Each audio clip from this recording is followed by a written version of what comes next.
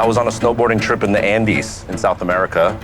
I got lost from my team, 19,500 foot elevation, lost in a whiteout storm. It was already at this point like 4:30 p.m. If I wasn't found by the time the sun set, I'd be there all night and die. I literally dug a 6-foot hole and like laid in it, partly for warmth, but also partly like, I laid down, I was like, this is it. And then something like, you know, that like something like sparked in me and was like, no, get the fuck up. If you're gonna die, it's not gonna be you laying in a hole, it's gonna be you at least like climbing off of this thing. So I got up and I miraculously, like an hour later, got rescued by the rescue team looking for me. Streetwear took over the world because of designers like Jeff Staple. Since founding his eponymous label Staple in 1997 and creating the original hype sneaker collab with Nike, he's regularly hired by fashion labels and Fortune 500 companies alike for his insights on global culture. But his path hasn't been easy, and it still isn't. The highs have been historic, with mega collabs, creative milestones, and cultural relevance that spans decades. And the lows? They include near-death experiences, bankruptcy, and just staying relevant in a game that moves really fast. I met up with Jeff in New York City around the opening of 21 Mercer, his new studio, to see how he continues to evolve as a designer and what he really thinks about the commodification of streetwear as an original innovator. That was like maybe like the 7th year of Staple. Okay. And just, you know, Staple's 28 years old now. Yeah. So it was like at that point in every business where you're almost about to go out of business. Like it's the 7-year itch, right? Yeah. You're either gonna make it or you're not. Yeah. And so it was that point where it was like bills piling up, you know, sometimes you can't pay people. Like, how do you get your next season out? Like, it was so stressful and I was a stress case. And I remember coming back from being rescued on that trip, just sitting at my computer, 47 unread voicemail messages, 200 emails, vendors saying like, you're late on this bill, blah, blah, blah. I'm just like, y'all don't even know.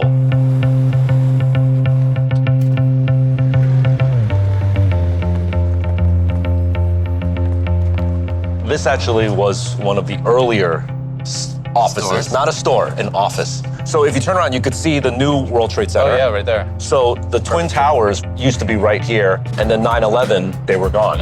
And so this whole area became just infested, dust, red zone. You couldn't come down here.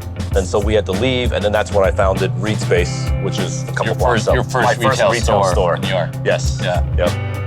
And it was a gamble. That was the gamble where I went from $2,000 a month rent here to $8,000 a month rent at the store. 2,000 a month here, almost dying. 8,000 a month. Yeah. 5-year lease. Yeah.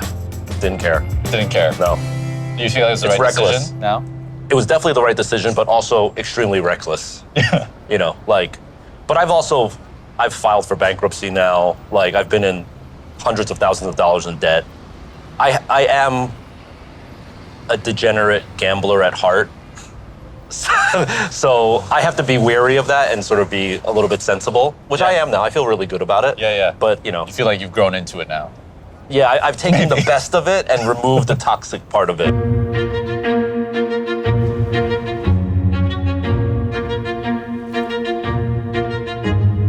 These are my original silk screens that I used back in the 90s in college. Early days in Parsons in 1997, they did not allow you to print shirts.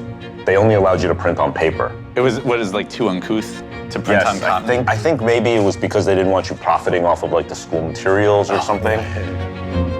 I would break into the silkscreen lab at night. I left all the windows unlocked. And then I'd come back at night with a pillowcase full of t-shirts, and I'd open the window, throw the shirts in, climb in through the window, close the window, and then I would just print shirts all night long. And that's how I printed the initial Staple shirts. In fact, when I got the first order for Staple at 555 Soul and Union, 12 tees each, I had to break into school to make those shirts again. To get your deliverable Yes. in time. Yeah, exactly. These were the screens that I used. I think there's something to be said about don't take no for an answer, right? I think most people would have been like, all right, I can't print shirts. Right. The professor Right, they so. said no. Yeah, Yeah, totally. And I was like, really though? Like, who's getting hurt here? They're both cotton substrates. One is flat and one is a t-shirt. What difference does it make? It's kind of amazing. Like, imagine you didn't do that. So I had to make that decision right then and there. Am I gonna stop this hobby or am I gonna like go for it and try this thing? And I actually quit school. Yeah. Yeah, I stopped going to school. I said I'm gonna give this a try. And if this doesn't work, school will always be here to accept my tuition money, right? That's true. So I gave it a go and I haven't had to go back to school yet. It's been 28 years. One of my superpowers is that I really have my finger on the pulse of what people on the street want. People forget the definition of streetwear and where street culture comes from. It's because you have to know what people walking on the streets want. Yeah. People who take the subway every day want, you know? And it's having that like barometer of understanding. I think designers often get really enamored with Paris Fashion Week and front row this and front cover of that. That's literally how you get away from street culture, you know? So a lot of these brands that you see have roots in street culture that become high fashion and then struggle when they get there. It's because what happens is, and I'm generalizing, but when you try to reach that stratosphere, you lose your base of street. But then, to be honest, the upper echelon folks in the couture world never really let you into their room. To be honest, You really feel, even if you're designing a sneaker for them, even if you're designing whatever for them, you don't feel like you're really in the room. yeah. I mean, there's a lot of talk about Pharrell at LV right now, and I'm just it's not my opinion. I'm just reciting what people are saying. Is like he's not able to make important shifts and change at LV. He's kind of just doing what he's told to do, sort of thing. There's a fine line to me between people that pay homage and do their representation of it, of street culture, and then there's on the other side of that line is extraction.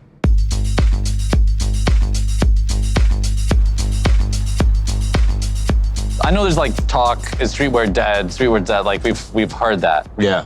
And on one hand, I feel like it has like no real merit because it's never been bigger. Right. You know, on the other, I think about the motifs of streetwear. I think about sneakers, I think about hoodies, and then I think Impressionism as a movement lasted about 20 years. Surrealism as a movement lasted about 20, 25 years. If I look at history, like it does feel like there does need to be some sort of evolution. Reset, yeah. You know what I mean? Yep. Like it does feel like it's time. And I do feel like that's what people are kind of talking about without being able to articulate it. What do you think? I disagree. Yeah. Yeah. I think street culture as a genre is like skateboarding or hip hop or punk rock. It's like, it's the last great cultural evolution that we have born, have founded, that is going to have staying power. I don't think streetwear as a culture is dying or any of that's going, but I do think the sneaker as a motif right now is being deconstructed and reconstructed in all sorts of wild ways. Right.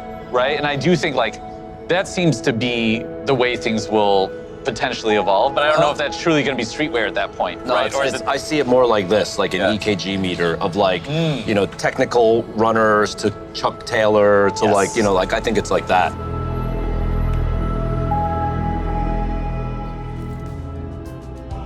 It's almost like a graffiti artist that does their tag on a wall. Why don't they change the tag? Why don't they add colors? No, it's always black. It's always the same tag. The experimentation is the repetition everywhere on every surface all over the world. That's like the power of it. So to me, the pigeon and the logo and the colors is just like a graffiti artist mentality. How many surfaces or brands or products can I get my tag on?